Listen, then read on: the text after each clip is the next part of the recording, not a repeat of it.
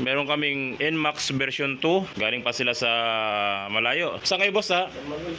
San Manuel Pangasinan pa sila. Ang pinagawa ni boss, nagpa-bypass siya ng EBS kasi yung EBS niya, yung module nagkaroon ng problema, nag-check engine, tapos nagkakaroon ng 42. Hindi gumagana yung kanyang speedometer. Yung unang video natin mga katropa tungkol sa bypass, gumagamit tayo ng pang Honda Click ng sensor para mapagana yung speedometer ng mga NMAX. Ngayon hindi na tayo gumagamit ng pang Honda Click. Ang ginagamit natin dito yung stock pa rin na sensor, hindi na tayo nagpapalit ng sensor, pati sa likuran stock pa rin yung kanyang sensor, hindi tayo nagpapalit. Mayroon lang tayo ditong kinakabit na aparatos para gumana yung kanyang speed sensor pag nag-bypass tayo, na hindi na kailangan palitan yung kanyang speed sensor at hindi na kailangan gumamit ng pang Honda Click na speed sensor. Boss, mag-sensor kaya? Mas magandang gamitin to yung Valvoline Premium Protection para sa mga gantong scooter. Para i-cancel natin mamaya Iyon natin, mayroon siyang check engine kasi hindi gumana yung kanyang speed sensor nung pumunta sila rito. Pero try natin yung speed sensor niya. I-stock yung ating speed sensor. Subukan natin. Yan mga katropa.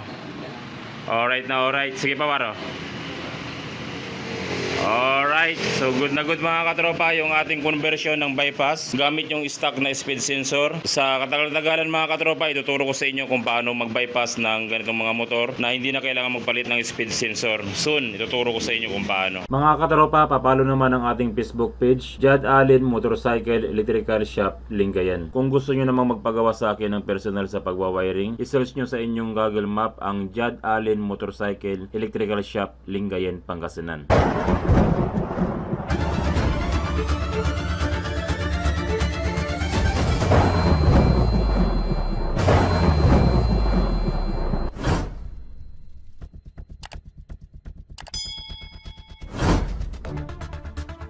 So meron tayong ginagawa dito mga katropa na Raider 150. Ang problema ng motor ni boss, nalulobat, naka mini driving light siya, hindi niya magamit yung kanyang mini driving light na maayos kasi nalulobat yung kanyang motor. So ang ginawa natin, in-upgrade natin yung kanyang charger, pinulwave natin para masuportahan niya yung mini driving light. Tapos dito naman, meron tayong gagawin dito na Badja City, ano to sir? City 125. So ang problema ng motor ni boss mga katropa, namamatay. Gagamit lang siya ng headlight, mamamatay yung kanyang makina, mabubusina lang siya, mamamatay din yung kanyang makina. At nalilito na nga rin si boss kung ano yung papalitan niya kasi sabi nung unang gumawa, yung stator ang papalitan, yung isa charger ang papalitan, yung isa naman CDI yung papalitan. Kasi yung CDI daw kapag uminit na yung makina, baka daw nawawala yung kuryente kaya namamatay yung motor. So i-check natin mga katropa kung ano ba talaga yung problema at kailangan nating i-troubleshoot ng mabuti para maiwasan nating gumastos ng malaki. Para malaman natin kung may problema yung kanyang charger, ang gagawin natin mga katropa, papaandarin natin yung motor. Tapos kapag pinaandar natin yung motor, habang umaandar, tatanggalin natin yung positive supply ng ating battery. Dapat kapag tinanggal natin yung positive supply ng ating battery, hindi dapat mamamatay yung motor. Kapag hindi namatay yung motor, ang ibig sabihin niyan, walang problema yung kanyang charger at i-check natin yung ibang problema niya. Baka may mga naglulus lang dun sa kanyang wiring. Pero kung tinanggal natin yung positive supply ng ating battery at namatay yung motor, ang ibig sabihin niyan, may problema talaga yung kanyang charger at ito troubleshoot natin kung ano yung may problema. Titignan natin kung ano yung may problema, kung yung stator ba, kung sunog na o may problema yung kanyang charger. So ang gagawin natin, papaandarin muna natin, ayun yung basic ng pag-check para malaman natin kung may problema yung ating charging. So paandarin natin boss, paandarin mo muna boss. Okay, so umaandar yung makina ni boss mga katropa.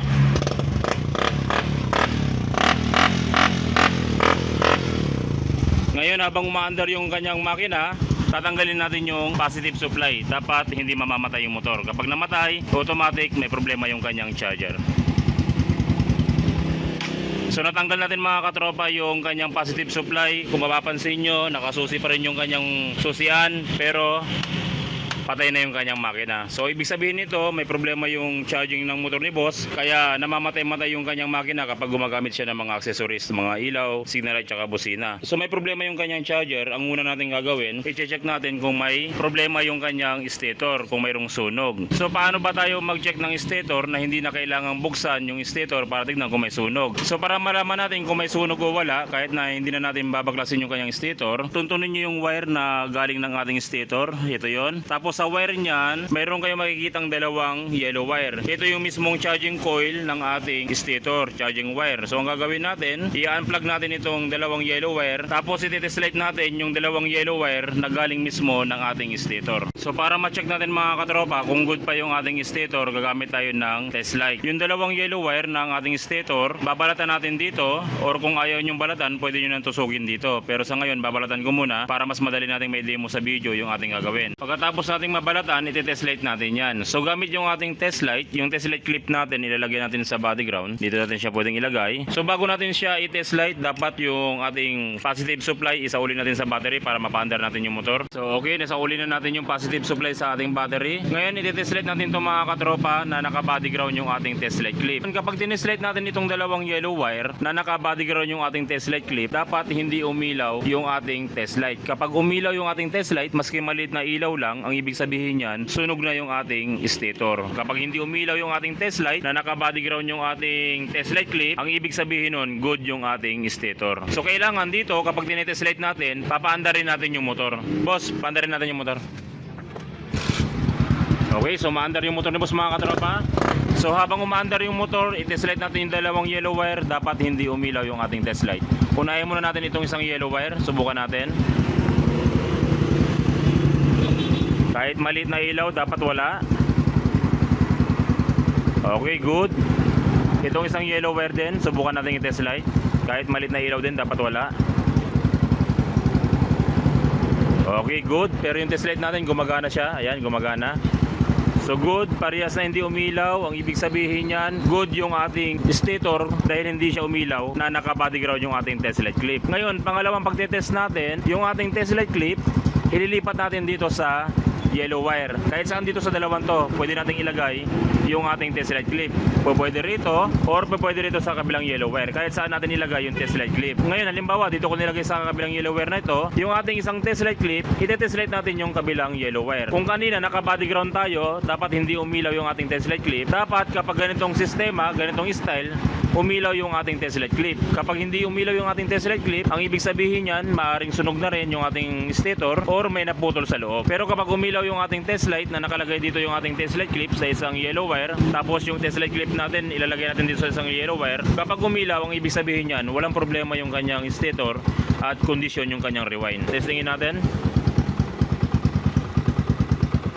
Okay, so ang ibig sabihin niyan mga katropa, condition pa yung stator ng motor ni boss at walang problema. So natest light natin mga katropa na walang problema yung kanyang stator. Ang ibig sabihin niyan, aakyat tayo. I-check natin yung kanyang charger. So tatanggalin natin tong upuan niya, tapos titignan natin yung kanyang charger. So ito na yung charger ni boss mga katropa. Yung kulay blue na ito yung mismong charger. So dito mga katropa, kung makapansin nyo, yung motor ni boss medyo makalawang na, nagko-corrosion na yung kanyang mga bakal. Siyempre kapag nagko-corrosion yung ating mga bakal, ibig sabihin yan, babad sa tubig, pati yung kanyang mga sakit na apektuhan. Ito yung mga sakit niya. So dito sa ating sakit ng charger, kung makikita nyo yung kanyang sakit, halos kulay green na, yan o, nagko-corrosion na. At dito kung makikita nyo, mayroon pang sunog na nakikita. So nasusunog to dahil sa tubig, corrosion, kaya umiinit yung ating sakit. So ang gagawin natin dito mga katropa, sa sakit ni boss, ang gagawin natin dito, aalisin na natin yung sakit, tapos i-color coding lang natin, irerekta natin yung kanyang mga wire, color coding lang. Kung ano yung katapat niya na wire, yun din yung i-color coding nyo. So ito na yung ginawa natin mga katropa, nirekta na natin yung bawat wire ng kanyang charger. Tapos ito naman yung sakit ni boss, kung mapapansin nyo rito, ayan o, corrosion na masyado. Tapos dito marami ng corrosion, ayan kung mapapansin nyo, ayan tubig yun o, sign ng tubig, nababad sa tubig yung kanyang sakit. Tapos dito naman sa kanyang charger mga katropa, para ma-idea kayo sa kanyang wiring, sa mga coding ng kanyang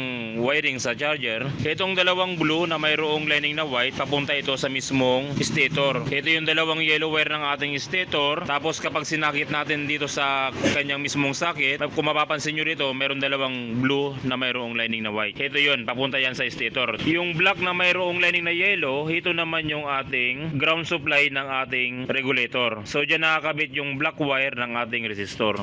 Ito yung resistor natin. Tapos dito naman, meron kayong makikitang white wire. Ito mismo yung galing ng battery, sa fuse ng ating battery para mag-charge yung ating battery. At sa white wire, dito rin nakalagay yung ating red wire ng ating capacitor. Capacitor pala tawag dito, yung resistor. So ang purpose ng capacitor dito mga katropa, kung sakaling wala kayong battery, magkakaroon nito ng laman, tapos lalakas pa rin yung signal light nyo, tsaka yung headlight. Tapos dito naman, meron tayong makikitang dalawang manipis na wire. Yung brown wire, ito yung accessory wire ng ating motor. Kapag sinusi natin, mapapasukan to ng positive supply para makontrol niya yung voltahe at hindi lumubo yung ating battery at hindi magputukan yung mga ilaw. Ayan yung purpose ng brown wire. Ito yung ating accessory wire ng charger. Tapos ito namang green na mayroong lining na white. Ito naman yung battery indicator. Dito kasi sa CT125 na badya, mayroon kayong makikita ditong battery indicator. Ito yung green na mayroong lining na white. So halimbawa, kapag nag-convert tayo ng charger, kung sakaling hindi gumana, ganun pa rin, namamatay pa rin yung motor ni boss kapag tinanggal tong positive. At kapag gumamit ng headlight, namamatay pa rin yung makina. I-convert na lang natin sa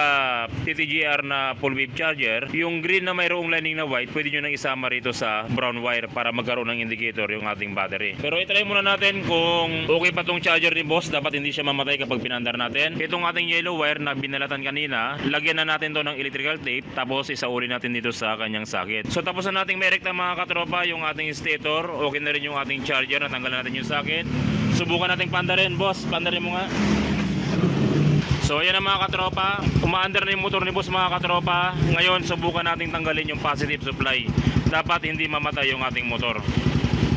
Kung kanina namatay yung ating motor, dapat ngayon hindi mamamatay.